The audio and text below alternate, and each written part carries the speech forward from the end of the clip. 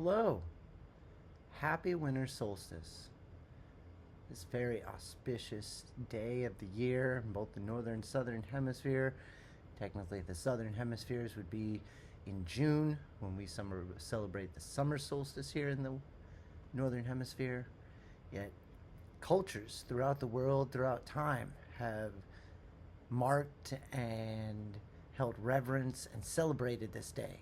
In fact, the date we celebrate as Christmas was decided by the church in 234 AD in a way to cover up or basically put a holiday at the same time of year as the winter solstice celebrations that the pagans had in an effort to convert them.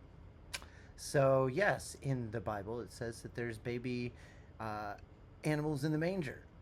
That's springtime. So, Jesus was probably born in April or May. But that's why that is. So, happy winter solstice. When you really think about it, ancient times, the light and the heat and the warmth and the things that grew food and so many other things started to disappear and started to go away in September in the northern hemisphere. So the idea that marking and holding reverence and celebrating the winter solstice, that day that the shortening, the darkness, so to speak, comes to an end, and each day after that brings more light, more warmth, more ability to grow food and travel and do all sorts of things before we had ways to basically augment our environments and micromanage nearly everything that we do. And yeah. So while humans are great, we've also disconnected from nature a bit. So for a lot of people, this day is not so important. I am sending out a blessing of happy solstice, whether you celebrate it or not. Here at our house, we definitely do. So I will read a blessing. May you find peace in the promise of the solstice night, that each day forward is blessed with more light, that the cycle of nature, unbroken and true, brings faith to your soul and well-being to you. Rejoice in the darkness, in the silence find rest, and may the days that follow be abundantly blessed.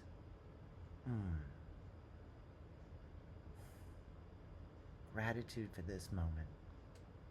Gratitude for the winter solstice. Gratitude for my life and health and energy. Gratitude for my family, my wife, my children, my father, my father-in-law. Just all the people that I interact with that make my life wonderful. The ones that don't, I guess, too. That everybody serves a purpose. Gratitude for every soul on this planet and every opportunity to spread beauty and love and kindness. I want to also say Happy Hanukkah to any Jewish viewers, followers, friends out there. I think tomorrow night's the last night, if I remember being told correct. But it might be tonight.